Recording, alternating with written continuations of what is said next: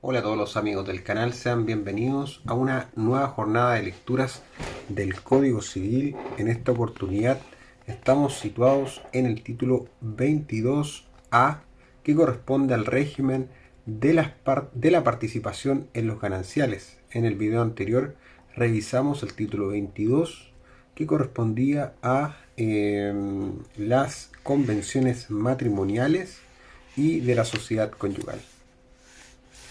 El párrafo primero señala las reglas generales y nos dice el artículo 1792-1 de cuándo puede pactarse el régimen de participación en los gananciales. En las capitulaciones matrimoniales que celebren en conformidad con el párrafo primero del título 21 del libro cuarto del Código Civil, los esposos podrán pactar el régimen de participación en los gananciales. Los cónyuges podrán, con sujeción a lo dispuesto en el artículo 1723 de ese mismo código, sustituir el régimen de sociedad conyugal o el de separación por el régimen de participación que este título contempla. Del mismo modo, podrán sustituir el régimen de participación en los gananciales por el de separación total de bienes.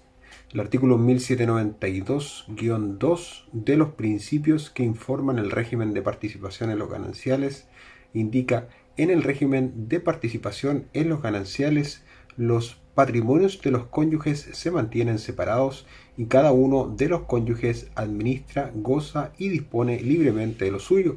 Al finalizar la vigencia del régimen de bienes, se compensa el valor de los gananciales obtenidos por los cónyuges y estos tienen derecho a participar por mitades en el excedente. Los principios anteriores rigen en la forma y con las limitaciones señaladas en los artículos siguientes y en el párrafo primero del título sexto del libro primero del Código Civil. El segundo párrafo señala de la administración del patrimonio de los cónyuges. El artículo 1792-3 indica del otorgamiento de cauciones personales a obligaciones de terceros. Ninguno de los cónyuges podrá otorgar cauciones personales a obligaciones de terceros sin el consentimiento del otro cónyuge. Dicha autorización se sujetará a lo establecido en los artículos 142, inciso segundo y 144 del Código Civil.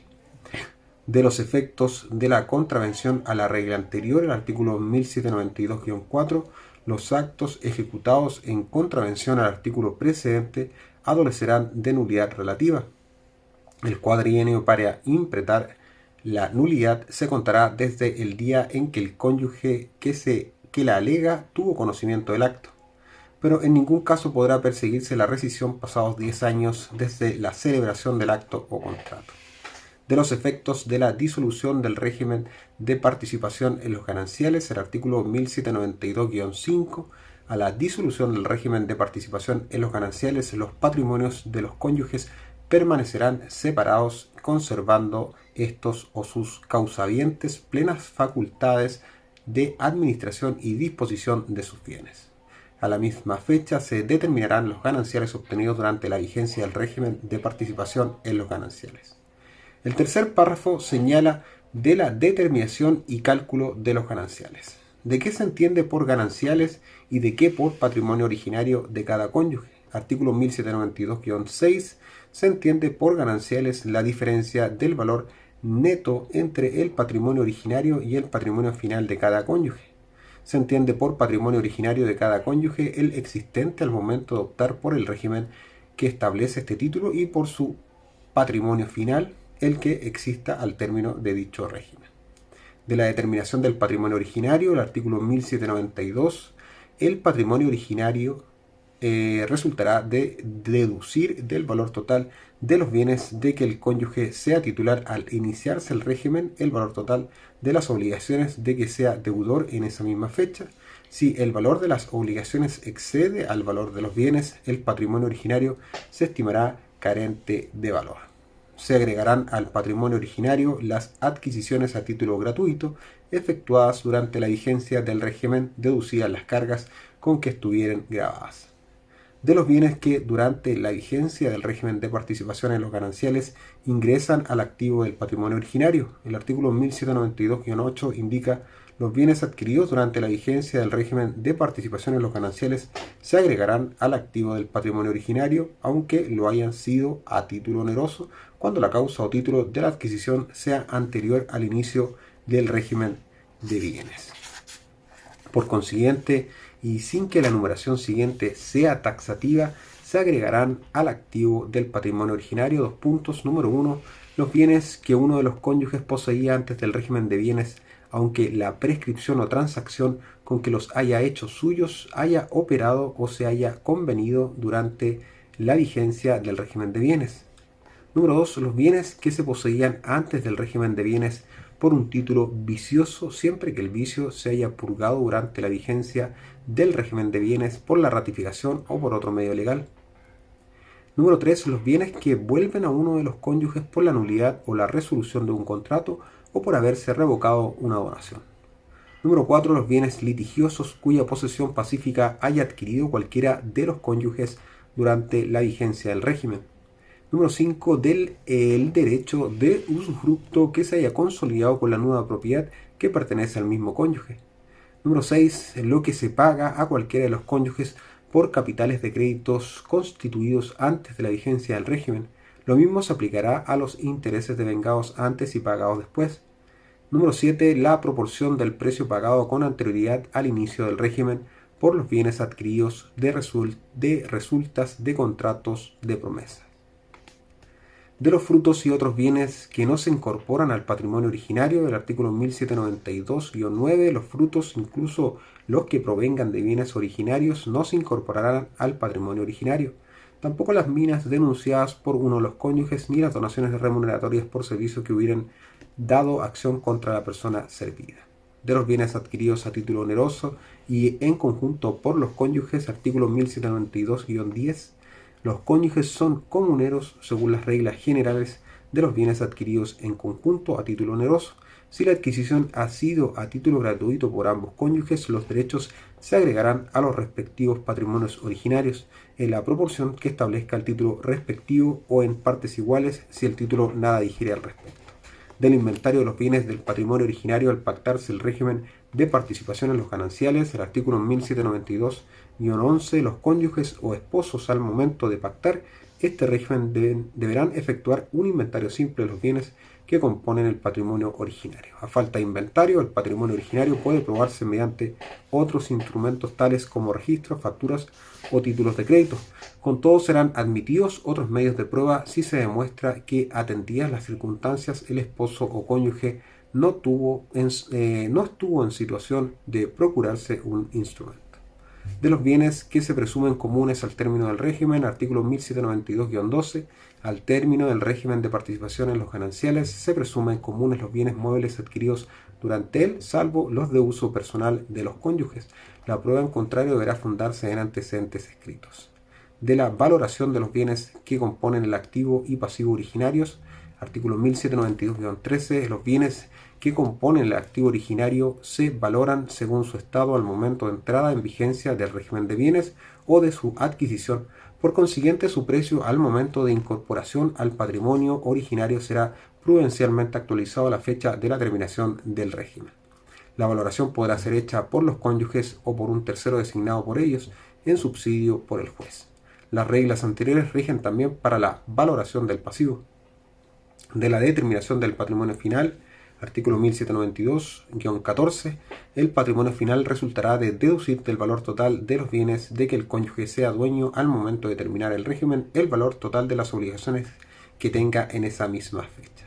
De las agregaciones imaginarias al patrimonio final de los cónyuges, artículo 1792-15, en el patrimonio final de un cónyuge se agregarán imaginariamente los montos de las disminuciones de su activo que sean consecuencia de los siguientes actos ejecutados durante la vigencia del régimen de participación en los gananciales. 2 puntos. Número 1.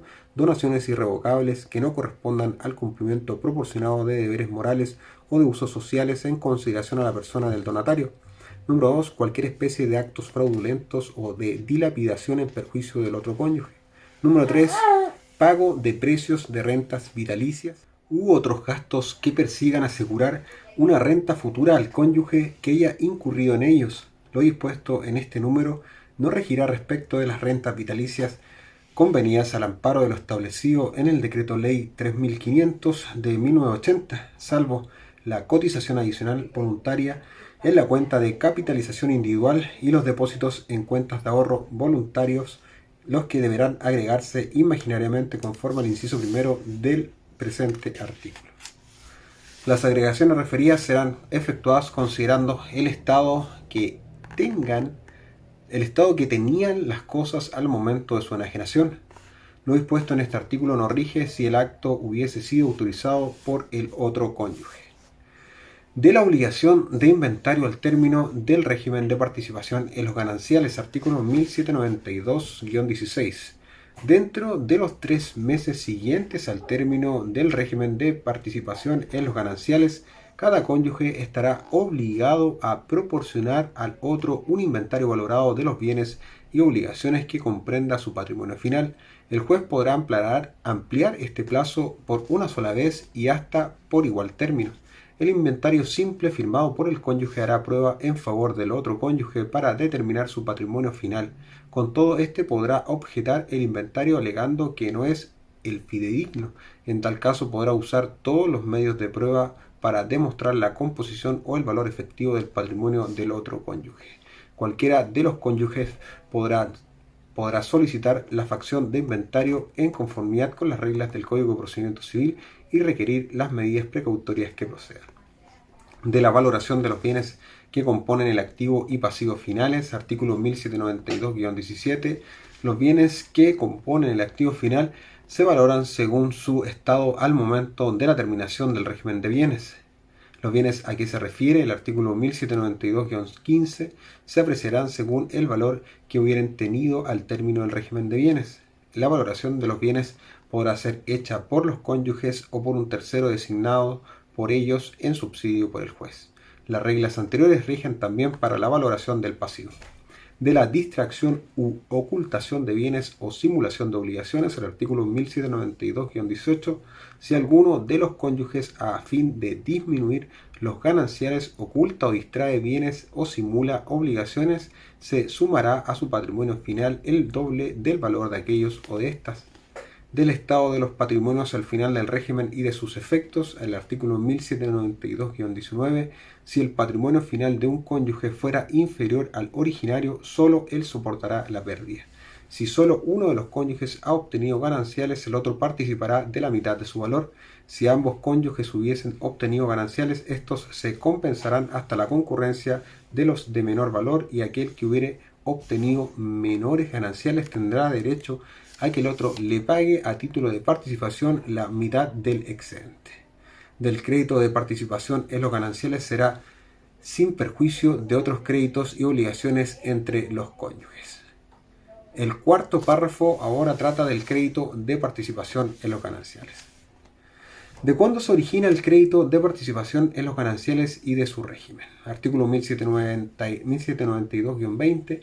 El crédito de participación en los gananciales se originará al término del régimen de bienes. Se prohíbe cualquier convención o contrato respecto de ese eventual crédito, así como su renuncia antes del término del régimen de participación en los gananciales. De no admitir modalidad del crédito de participación en los gananciales, el artículo 1792 _21 señala: el crédito de participación en los gananciales es puro y simple y se pagará en dinero. Con todo, si lo anterior causare grave perjuicio al cónyuge deudor o a los hijos comunes y ello se probare debidamente, el juez podrá conceder plazo de hasta un año para el pago del crédito, el que se expresará en unidades tributarias mensuales. Ese plazo no se concederá si no se asegura por el propio deudor o un tercero que el cónyuge acreedor quedará de todos modos indemne. De la dación en pago para solucionar el crédito, artículo 1792-22, los cónyuges o sus herederos podrán convenir daciones en pago para solucionar el crédito de participación en los gananciales. Renacerá el crédito en los términos del inciso primero del artículo precedente si la cosa dada en pago es evicta,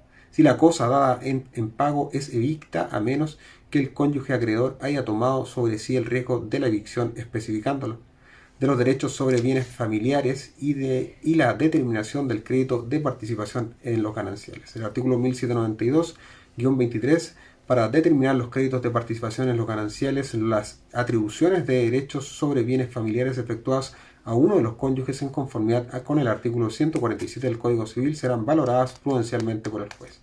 De los bienes sobre que ha de perseguirse el pago del crédito, artículo 1792-24, el cónyuge acreedor perseguirá el pago primeramente en el dinero del deudor y si éste fuere insuficiente lo hará en los muebles y en subsidio en los inmuebles. A falta o insuficiencia de todos los bienes señalados, podrá perseguir su crédito en los bienes donados entre vivos, sin su consentimiento o enajenados en fraude de sus derechos. Si persigue los bienes donados entre vivos, deberá proceder contra los donatarios en un modo inverso al de las fechas de las donaciones, esto es, principiando por las más recientes. Esta acción prescribirá en 4 años contados desde la fecha del acto. De cuando los créditos contra un cónyuge prefieran al crédito, artículo 1792-25, los créditos contra un cónyuge cuya causa sea anterior al término del régimen de bienes preferirán al crédito de participación en los gananciales. El último artículo, el artículo 1792-26, de la acción para pedir la liquidación de los gananciales, de su tramitación y prescripción. La acción para pedir la liquidación de los gananciales se tramitará breve y sumariamente, prescribirá en el plazo de 5 años contados desde la terminación del régimen y no se suspenderá entre los cónyuges. Con todo, se suspenderá a favor de sus herederos menores. El último párrafo de este título corresponde al término del régimen de participación en los gananciales. De las causas de término del régimen de participación en los gananciales, el artículo 1792-27 señala que el régimen de participación en los gananciales termina 2 puntos, 1 por la muerte de uno de los cónyuges, 2 por la presunción de muerte de uno de los cónyuges según lo prevenido en el título segundo, el principio y fin de la existencia de las personas, del libro primero del Código Civil, 3 por la declaración de nulidad del matrimonio, sentencia de divorcio, 4 por la separación judicial de los cónyuges, 5 por la sentencia que declare la separación de bienes, 6 por el pacto de separación de bienes, número 7 por la disolución del matrimonio en el caso previsto por el numeral 5 del artículo 42 de la Ley de Matrimonio Civil contenida en el artículo primero de la Ley 19.947. Con esto damos fin a lo que corresponde al título 23A, que supone el régimen de la participación de los gananciales. En el video siguiente vamos a ver la compra-venta. Título 23.